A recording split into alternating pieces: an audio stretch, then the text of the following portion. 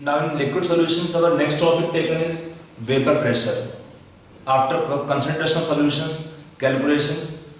Now to study this term vapor pressure, let us take in a container some liquid. We take in a container, let us take liquid is water. We take in a vessel or container or flask, water is taken solvent. Now they are the vapor molecules. Now it is covered by some jar. We take in a flask, some liquid solvent is taken. Let us say solvent is water. Now what happened? This flask is covered by some jar. So that what happens? The vapor molecules, they cannot go to atmosphere. This system is like acting like a closed system to some extent. What happens in this case? Initially, what happens? We have the liquid molecules.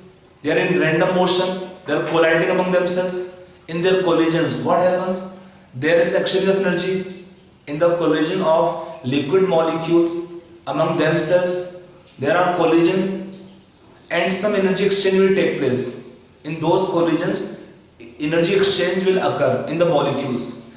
Then some of the molecules can acquire sufficient energy to overcome the attractive forces in the molecules of liquid.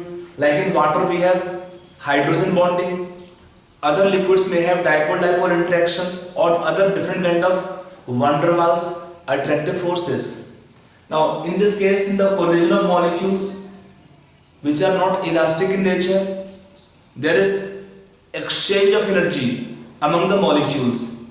So some of the particles of liquid will go to vapor phase. So you can take this case first, when H2O liquid will convert to H2O vapor. It can be, the name of process can be taken as evaporation process. It can be called evaporation process. When we have more and more amount of vapor accumulating,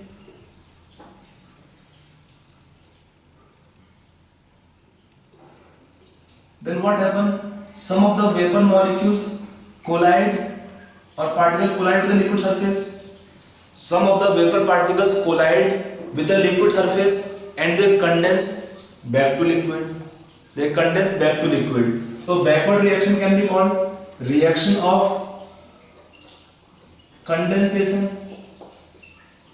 The backward process can be called as process of condensation. Now since the vapor particles are not allowed to escape to outside atmosphere, not allowed to escape to outside atmosphere, so what happens? This system acting like a closed container, closed vessel. And then what happens in a closed container? Like we studied in topic chemical equilibrium, the two process will come to equilibrium. The given two process will come to equilibrium. And what happens at equilibrium? At equilibrium, the rate of forward direction become equal to rate of backward direction. At the point of equilibrium, the rate of forward reaction, liquid going to vapor, vapor again condensing to liquid state. The rate of these two process, evaporation and condensation, are equal. At the point when the rate of evaporation become equal to rate of condensation, at that moment, the pressure of vapor is called as vapor pressure. So you can add definition now here. How we define this term? Vapor pressure, लिख लीजिए इसका definition. It is the pressure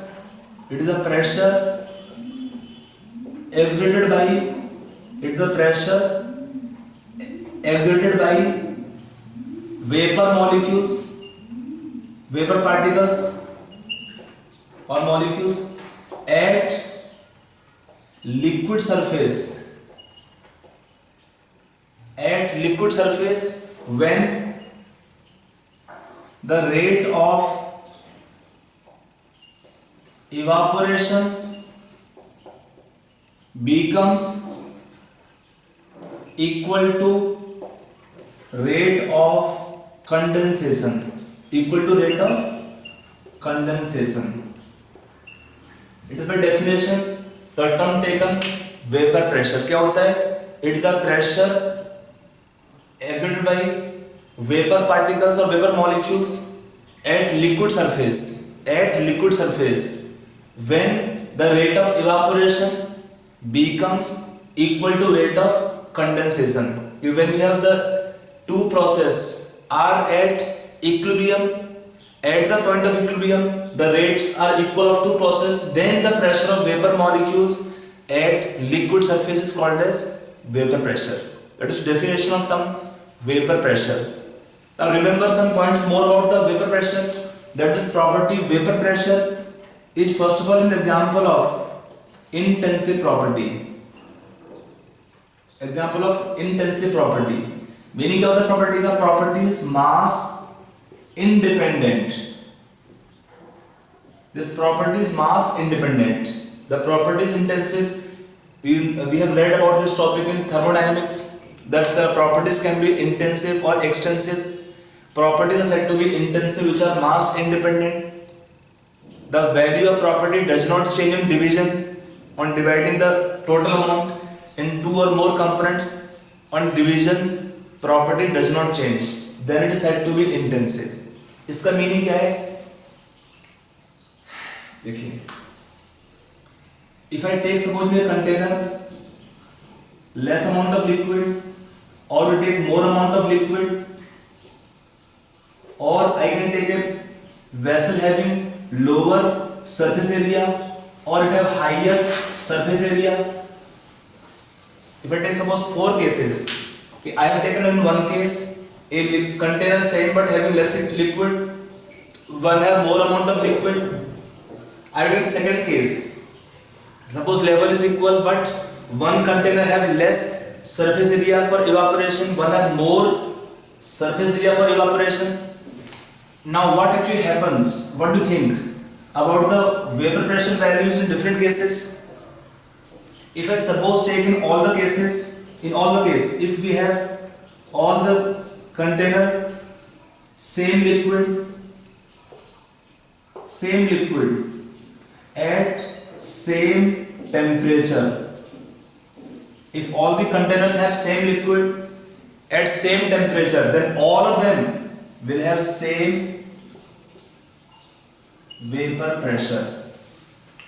That's the meaning of this term intensive property, mass independent.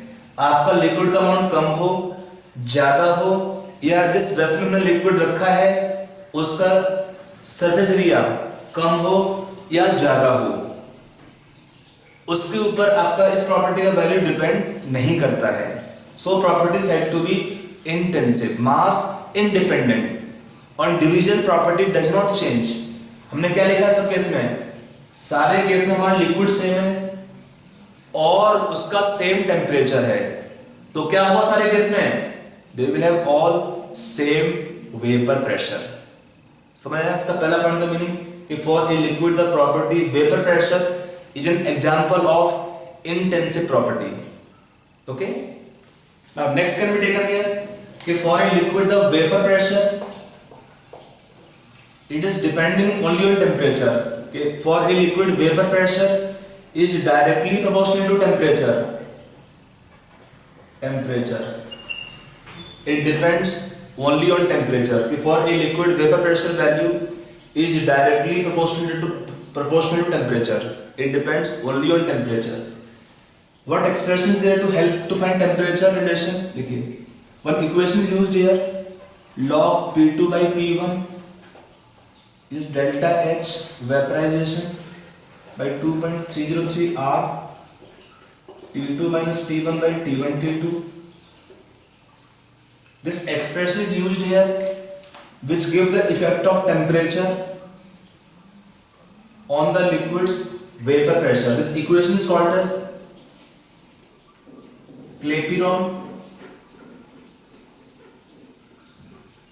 Clausius equation.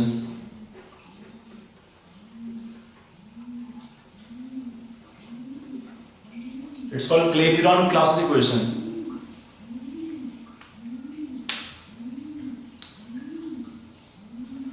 In the given equation, this P1, P2 are called as, P1 is the vapor pressure of liquid at T1 temperature, P2 is the vapor pressure of liquid at T2 temperature, and delta H vaporization is called enthalpy of vaporisation. क्या होता है इसका definition? It's the amount of heat required to convert one mole liquid to vapour state, vapour phase at boiling point temperature. How we define this term? Enthalpy of vaporization. It's the amount of heat required to convert 1 mole of liquid to vapor phase at its boiling point temperature. At the boiling point temperature. So you can see from the given expression, if we have same temperature, T1 T2 equal, तब क्या होगा? If T1 is equal to T2, then what should happen? Then P1 is equal to P2. If for a liquid at same temperature, vapor pressure will be constant, fixed. At same temperature, the liquid have same value of vapor pressure. पहला point. अगला देखिए delta H vaporization. If you take for the forward reaction, it is called reaction of vaporization. What is delta H vaporization? Sign wise positive. Reaction of evaporation. Reaction of evaporation क्या होते हैं? Endothermic process. तो क्या होगा इस case में? अगर आपका रिएक्शन है एंडोथर्मिक तो delta H for the reaction is positive. If for the reaction delta H is positive, then with rising temperature क्या होगा इस केस में? When T2 is more than T1,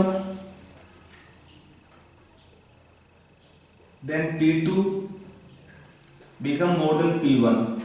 With rising temperature for the liquid, vapor pressure increase. With rising temperature for the liquid, vapor pressure will increase. So I hope it is clear.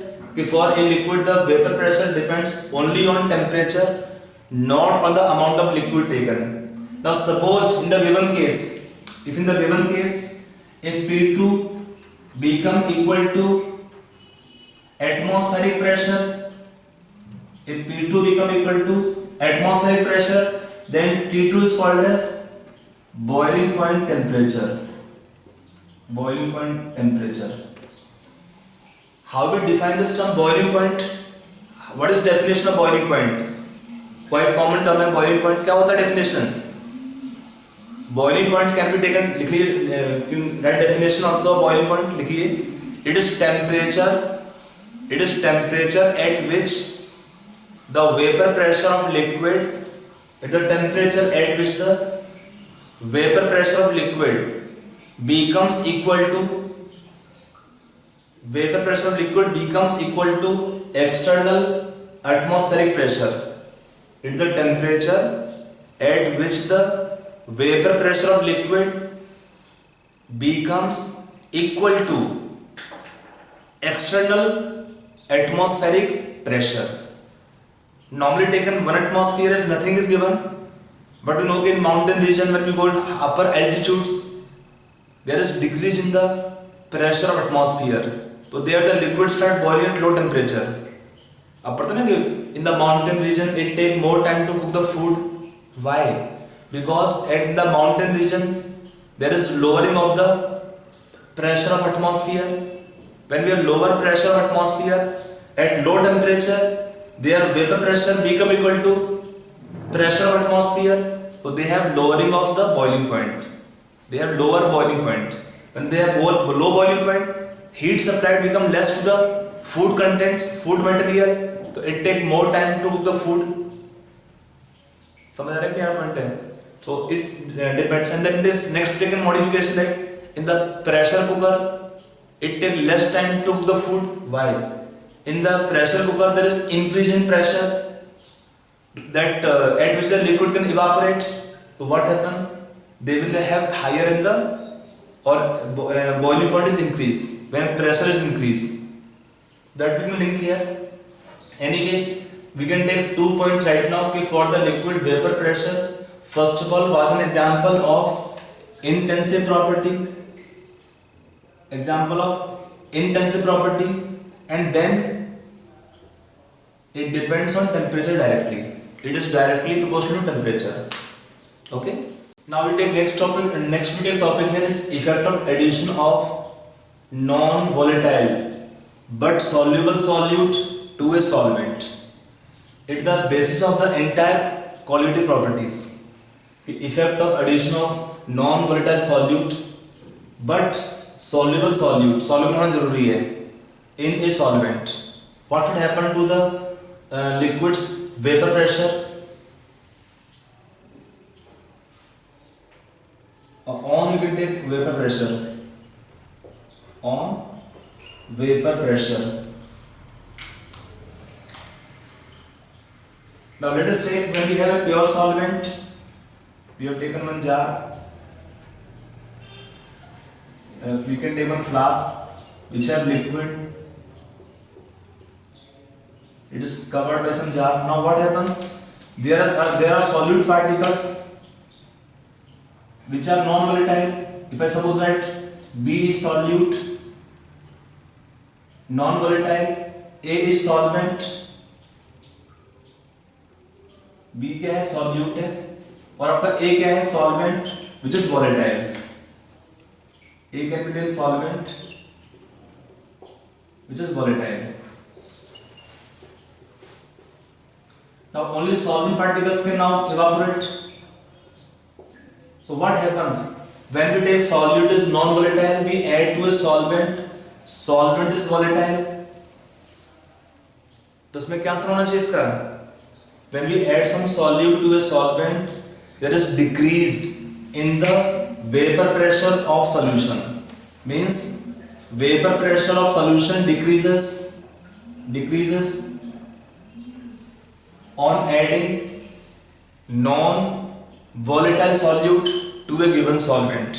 Means compared to a pure solvent, solution have lower vapor pressure. Meaning what we can write here, that the vapor pressure of solvent is higher than vapor pressure of solution.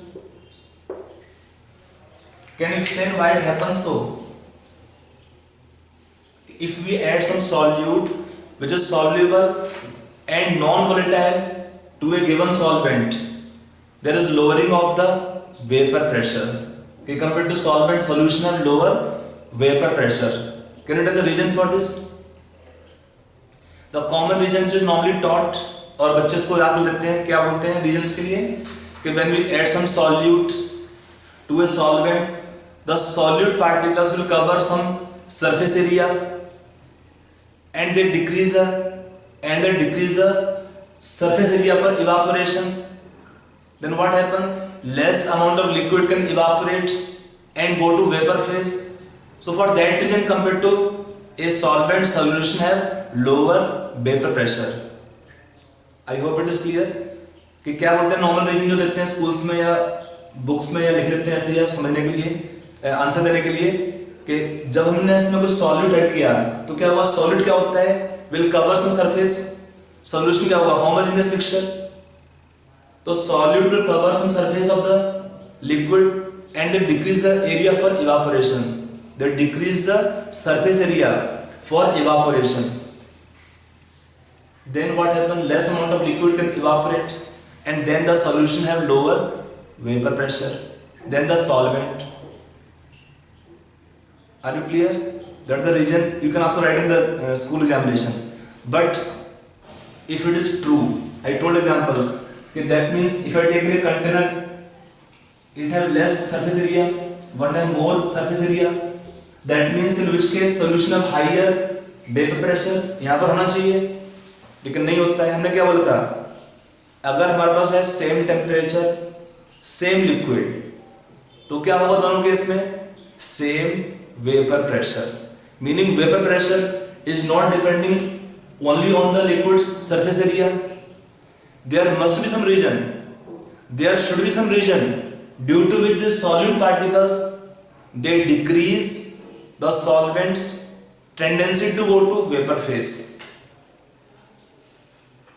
समझ आ रहा है नहीं point है कि मेरा कहने का मीनिंग क्या है, कि उस पॉइंट रीजन क्या है कि why solute will decrease the area for evaporation, या क्या होगा सॉल्यूट से अगर वो भी कुछ एरिया ऑक्युपाई किए हुए हैं सरफेस के ऊपर। तो देखिए नॉर्मल रीजन है, how a solute can be dissolve, how a solute can be dissolving in solvent, A solute can be soluble in A given solvent for two reasons, compound can be either ionic in nature or compound can be covalent. If the compound is covalent in nature, let us say solvent is water. If I assume okay, suppose solvent is water, how in water compound can dissolve? If the compound is covalent, polar covalent, then that is soluble in water only if it can show intermolecular hydrogen bonding. If it can show intermolecular hydrogen bonding with the water molecules. Example taken glucose. What is glucose structure wise? CHO, then HOH, HOH. It has 5 OH group, 1 CHO. Glucose molecules, sucrose molecules, cane sugar, urea, they all can dissolve in water readily, easily, because all are capable of forming hydrogen bonding with the water molecules. First reason, covalent compound can dissolve in water because of intermolecular hydrogen bonding. So if compound is covalent, then due to hydrogen bonding can be soluble. If the compound is ionic in nature like NaCl, तो क्या होता है when we dissolve NaCl, they break up into ions, and ionic compound can be soluble in water if they have high hydration enthalpy, if they have high hydration enthalpy as compared to their lattice energy, high hydration enthalpy as compared to their lattice energy. What is hydration of ions? Is surrounding they will have many molecules of solvent. Like if I take suppose glucose, glucose में क्या हो जाएगा, hydrogen bonding. If I take Na plus Cl minus, तो Na plus are interacting with the water molecules. So is Cl negative ions also interacting with the water molecules. H will interact with Cl minus, O will interact with the sodium plus ions.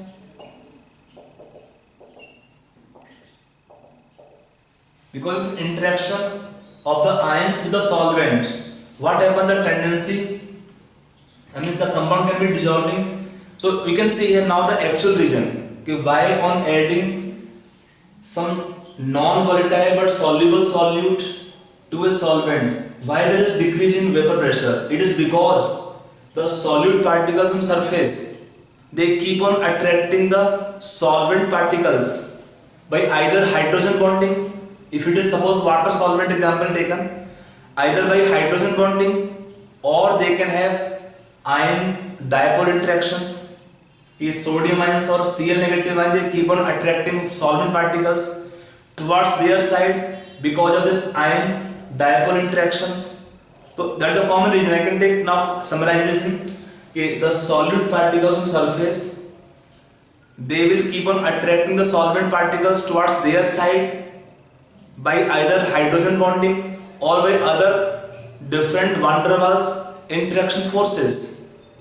तो उससे क्या होगा, when they keep on attracting the solvent particles towards their side, the ability of solvent is decreased to go to vapor phase. The tendency solvent is decreased to go to vapor phase. When the ability is less of solvent to go to vapor phase, what happen? There is decrease in solution vapor pressure. And this idea, this concept is the basis of the all quality properties which we are going to discuss now. Okay. Hello students. Now our next topic is taken Raoult's law. After discussion of this term vapor pressure, I hope it is clear to you.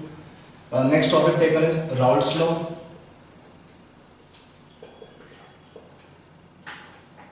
We apply Raoult's law for a mixture of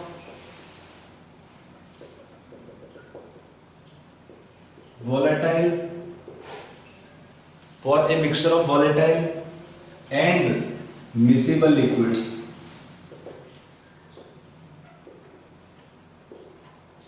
For a mixture of volatile and miscible liquids, we study this Raoult's law.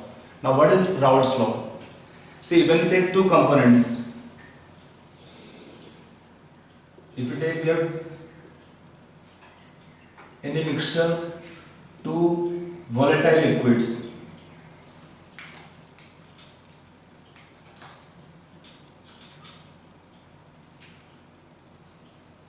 now what happens? Both can go to vapor phase.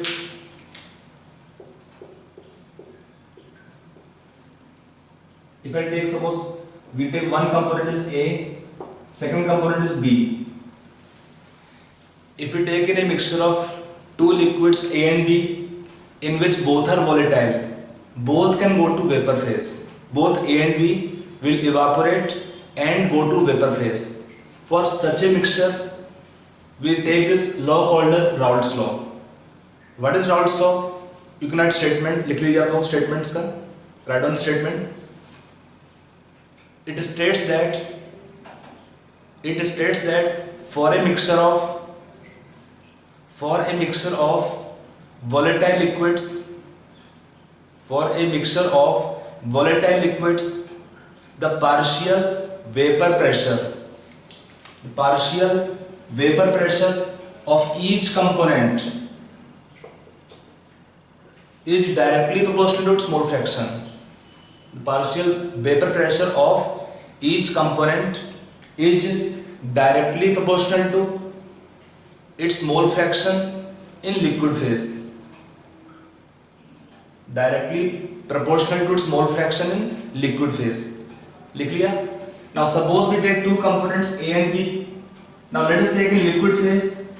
I can take moles of A is Na,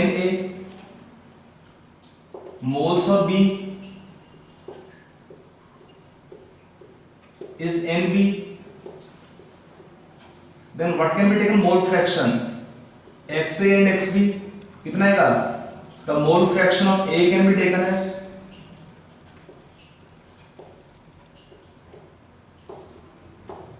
I can write X is equal to how much? Moles of A by total moles A plus B, and mole fraction of B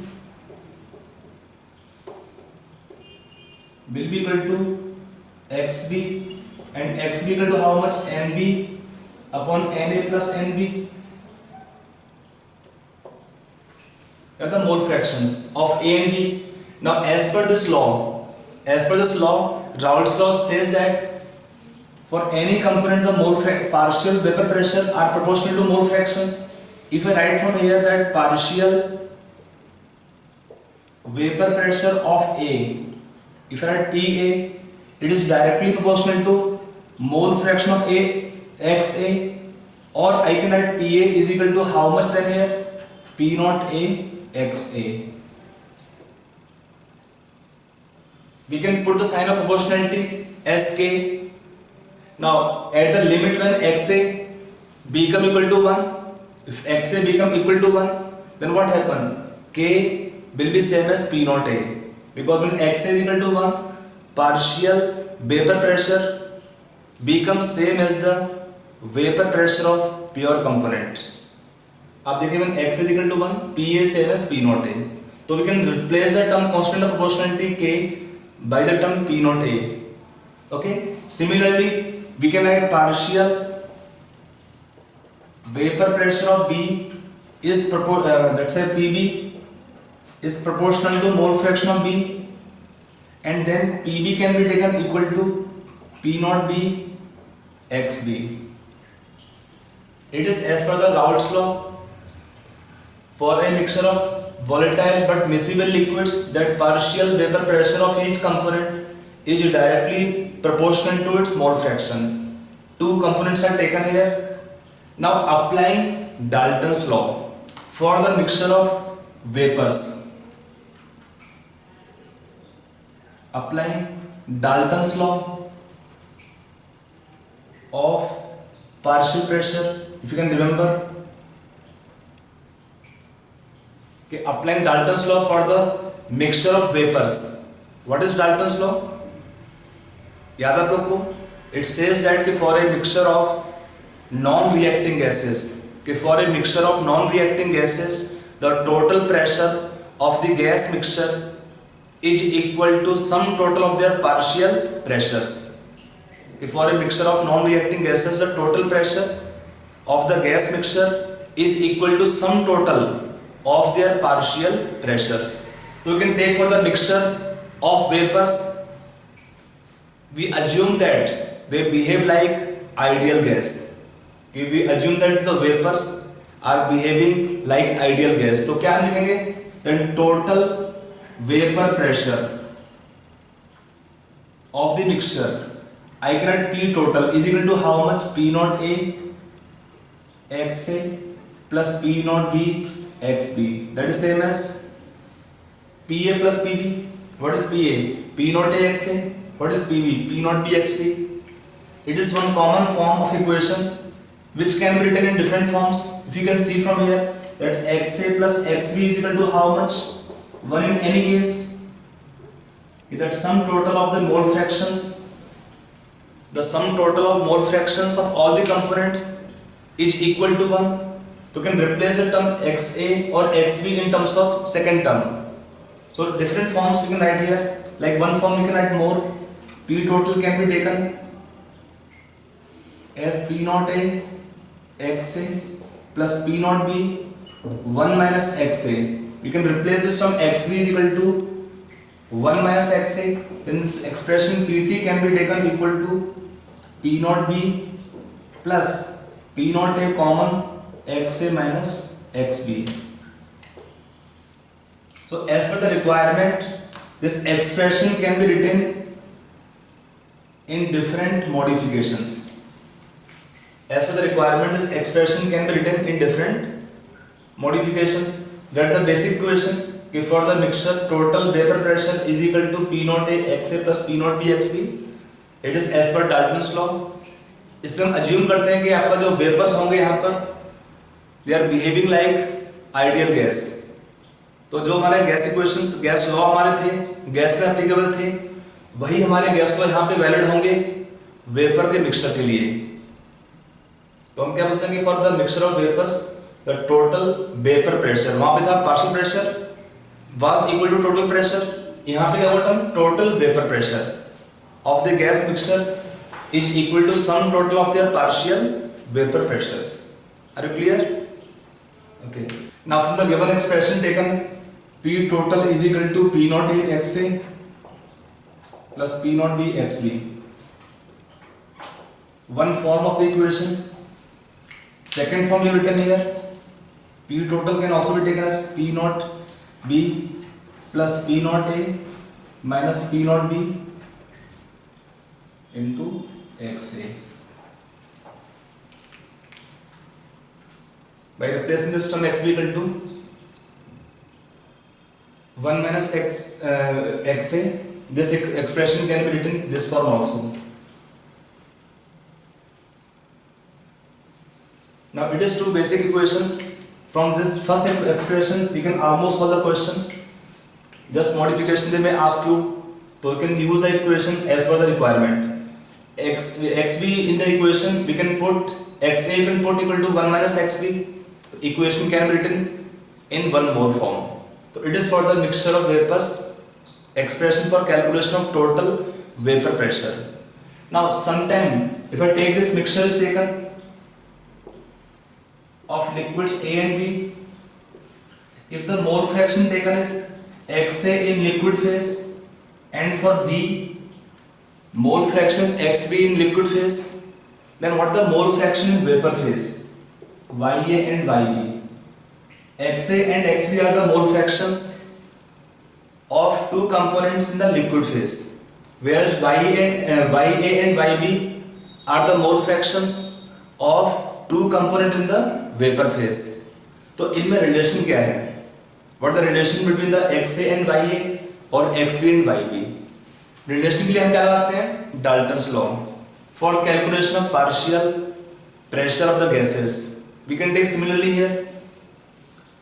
What the expression of partial pressure, if you can remember or recall, for a gas partial pressure is equal to mole fraction of that gas into total pressure. Similarly, if it is taken for the vapor, I will write the mole fraction of vapor of suppose A. Mole fraction of A in the vapor phase is YA into total pressure can be giving the partial vapor pressure. So if it is taken mole fraction X in general equation,